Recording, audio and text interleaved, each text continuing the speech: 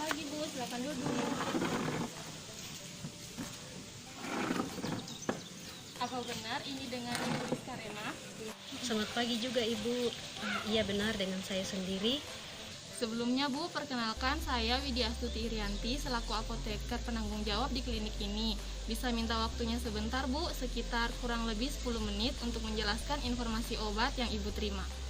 Iya Bu, bisa. Sebelumnya, apakah Ibu pernah dijelaskan oleh dokter terkait informasi obat yang diberikan? Dokter hanya bilang bahwa saya harus mengikuti aturan pakai obat ini sesuai dengan etiketnya Bu. Apa harapan dokter setelah Ibu mengonsumsi obat ini?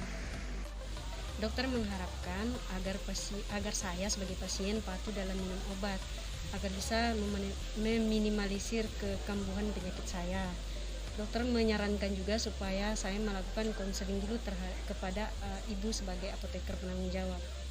Oh begitu ya Bu, apakah Ibu sebelumnya sedang mengonsumsi obat lain atau obat herbal selain obat yang diberikan oleh dokter? Oh tidak Bu, saya tidak sedang mengkonsumsi obat apapun selain obat dari dokter. Apakah Ibu sudah tahu diagnosis tentang penyakit Ibu? Sudah Bu, dokter mengatakan bahwa saya menderita penyakit jantung iskemik. Sekarang saya akan menjelaskan tentang penggunaan obat ini. Sekalian anaknya juga dengarkan ya. Nah, jadi di sini Ibu diberikan 2 obat, yaitu diberikan obat ISDN. Obat ini itu digunakan untuk terapi pengobatan penyakit jantung iskemik. Nah, di sini itu ada 2 macam obat. Yang pertama itu dikonsumsi 2 kali sehari 1 tablet pada pagi dan sore hari. Nah, yang kedua ini dikonsumsi bila keadaan darurat. Di sini itu anaknya harus dengar ya, karena kalau misalnya dalam keadaan darurat, anaknya bisa langsung menolong ibunya. Nah, di sini itu dalam keadaan darurat atau kekambuhan yang terjadi secara tiba-tiba. Ini itu dikonsumsi dengan cara diletakkan di bawah lidah sebanyak 3 tablet secara berturut-turut selang 5 menit. Oh iya Bu, jadi begini Bu, kira-kira kalau saya mengkonsumsi obat ini, itu efek sampingnya apa ya? Obat ini itu memiliki efek samping seperti pusing dan mual. Apakah efek samping obat ini berbahaya Bu? Tidak Bu, ini itu hanya efek samping setelah mengonsumsi obat. Apabila Ibu mengalami salah satu reaksi tersebut, harap jangan menghentikan untuk mengonsumsi obat ini ya Bu. Oh iya Bu. Apakah Ibu sudah tahu tentang cara penyimpanan obat-obat ini? Belum Bu.